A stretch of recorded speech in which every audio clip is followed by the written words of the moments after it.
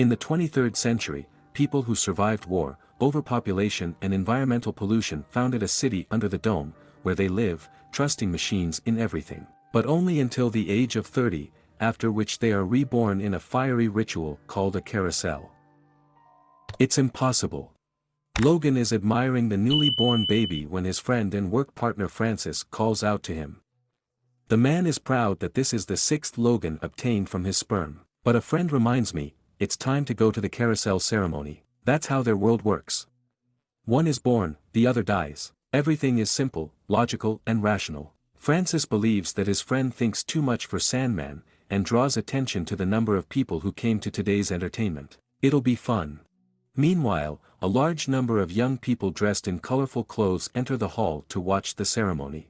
Artificial intelligence announces the beginning of the carousel 2274th year. The audience takes seats in the stands when masked people enter the center of the circle. On the orders of artificial intelligence, they show their hands with a red crystal implanted in the palm. The IDs blink, giving an account of the last minutes of their lives. After that, people begin to circle around the central crystal. A zone of weightlessness appears, people rise up, float in the air and are destroyed one after another to the shouts of the crowd, wishing them to be reborn again. At this moment, Logan receives a call to the hall, where the fugitive is seen. A man hurries out of the hall. Francis catches up with him at the moment when Logan has already seen a man trying to hide from the Sandmans behind plants. They chase him around the facility and eventually knock him off the balcony. Logan scans the face of the deceased and learns that shortly before the escape, he underwent a plastic surgery procedure at the New U clinic. Before destroying the body, he confiscates the runner's belongings, including a small metal key in the form of an Egyptian sign,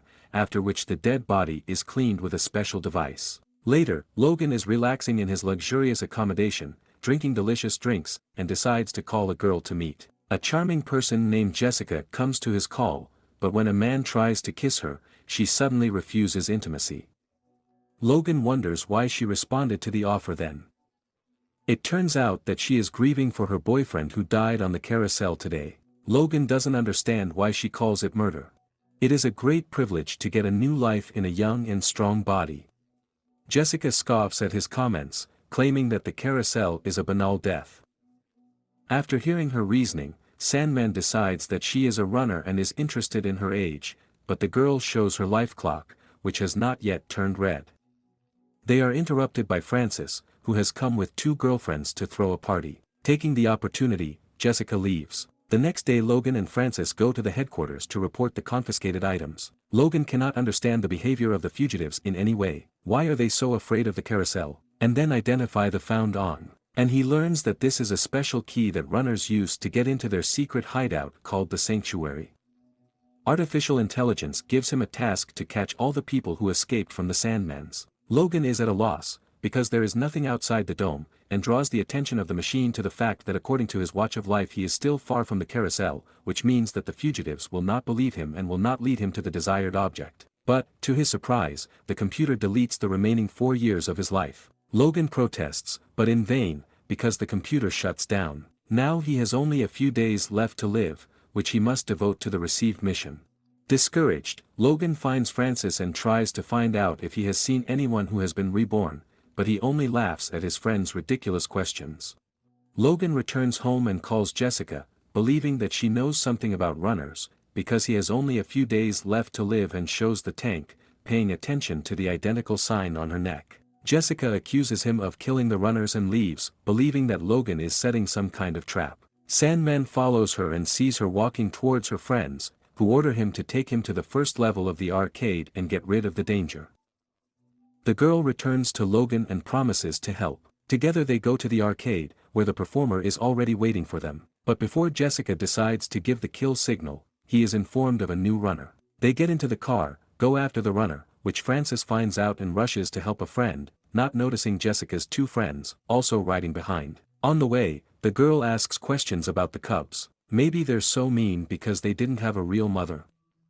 Logan makes fun of her. Soon the couple finds themselves in an area inhabited by wild cubs, people who are considered unfit for life in society. A girl approaches them, who, after talking to Jessica, steals her bracelet and runs away. But Logan forbids catching up with the thief, it could be an ambush. They start looking for a fugitive when they are surrounded by wild people, intending to rob a couple. But Logan reminds of the fate that awaits all the wild ones. They will definitely be eliminated when they get out of childhood.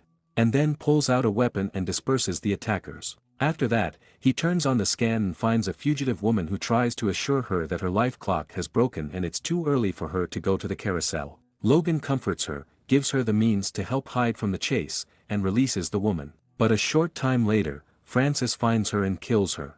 At this time, Jessica, impressed by Logan's act, admits that she should have killed him, but, although she now believes him, she cannot show the sanctuary, because then her friends will kill them both. Logan calls the car and informs Jessica that he intends to change his face, not noticing the girl's friends who saw and heard everything that happened.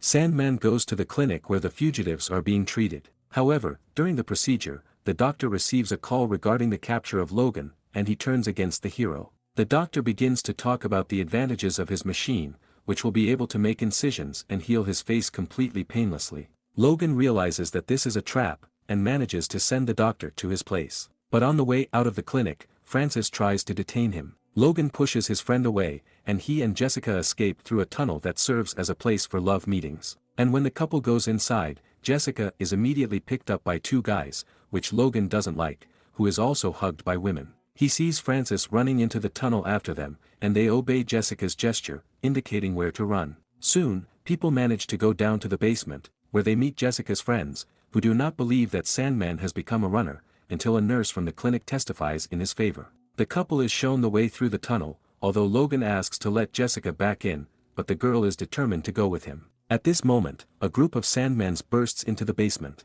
There is a shootout. Logan shoots back and kills his former colleagues, after which he and Jessica hide. They are found by Francis, who tries to persuade his friend to come to his senses, eliminate Jessica and return. But the couple escapes and gets to the last gate, where they need to use on. Jessica tries to pull her key out of the necklace, but it falls into the water. Then Logan uses his to open the door and go to the other side.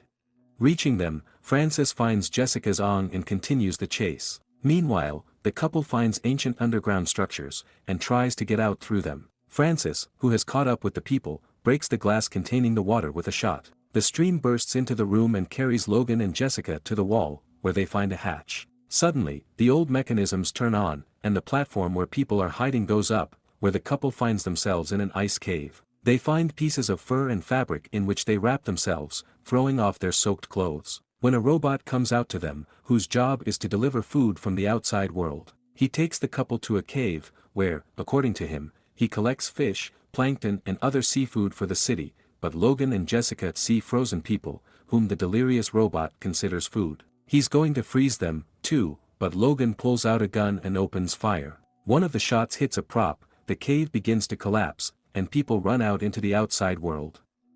They see the setting sun, although they don't know what it is. The couple goes out into the woods, unaware that Francis has not given up the chase, and follows. A tired couple wanders for a long time through the forest, which scares them, and eventually settle down to rest. In the morning they find a pond and happily dive into it. And there they discover that the crystal has become colorless, which means that the time clock no longer works. They kiss, sealing their relationship in the free world. Soon they notice a building and go to it, thinking that it is a sanctuary, but they are disappointed when they realize that these are just old abandoned buildings captured by plants. Soon the couple goes to the Lincoln Monument and is greatly amazed, because they have never seen elderly people. People go on and find an old cemetery, but they can't figure out what it is. Ahead is an abandoned mansion, where they are frightened by a cat that jumped out of the ruins. Strange sounds come from the room ahead, and the couple goes inside, where they are met by an old man surrounded by cats. The heroes are amazed by his wrinkles and gray hair, because they have never seen a man of this age. The man says that he has been living here since the apocalypse and did not even know that the city exists. He talks about his parents, which puts Jessica in a state of excitement. He knew his mother, unlike the residents of the city, who were made and brought up in the laboratory. The couple asks for permission to stay and rest, and the old man is surprised. Everything here belongs to people, so they can live wherever they want. The girl wants to get to the sanctuary, but Logan does not believe that it actually exists. The old man shows them photographs and portraits of people who once lived in this building. Logan and Jessica are looking at them with surprise when Francis bursts into the room and grabs Jessica, taking her hostage. Holding the girl at gunpoint, he asks Logan to come closer to kill the traitor, but the hero manages to distract his attention by asking him to look at his palm. Francis is surprised to see that his life clock is no longer working, but even then, he doesn't want to believe all the lies that he's been fed all his life. He attacks Logan and the two get into a fight. The fight ends when Logan manages to seriously injure Francis by hitting him with a stick. He picks up a former friend and holds him in his arms until he dies. The old man helps them bury the deceased and makes Jessica promise to do the same with him when his time comes. But Logan intends to return to the city to tell people the truth and stop further murders. He thinks people will believe him if they show the old man as proof. The next day, the three go to the city. At a night stop, the old man explains to them the concept of marriage, family and love, which strikes the couple to the core. In the morning they go on, and now it's the old man's turn to be surprised by the stories about the strange structure of the city's life. Soon they reach a hydroelectric power station that supplies the entire city with water. And then Logan asks the old man to wait for them, as they intend to enter the city underwater and bring as many people here as possible. They dive and get to the city, where the carousel ceremony is just beginning. Logan tries to stop the ceremony by telling people about the outside world and showing off his extinguished watch. But the residents of the city turn away and continue to go to the hall for the ceremony. But they are heard by the Sandmans, who grab them and take them to an interrogation room, where the computer asks if he has found the sanctuary. Logan is silent, and then the machines begin the process of surrogation to look into his subconscious. However, the knowledge he gained about the outside world turns out to be too complex for artificial intelligence. It starts to malfunction and soon explodes, disabling all processes in the city, which begins to collapse. People run out into the street in fear, and when the dome falls, they get acquainted with the outside world for the first time. Here the youth sees the old man, surrounds him and is surprised by wrinkles and gray hair, just like Jessica for the first time. Residents surround him, stroke wrinkles and hug each other. Jessica and Logan wave to an old man from the crowd, and he responds with a joyful smile. Now he's not alone. In 1976, this film received the highest award, the Oscar for special effects, which look a little funny today. But the meaning of the painting is still modern today. No machines can ban human curiosity and craving for knowledge.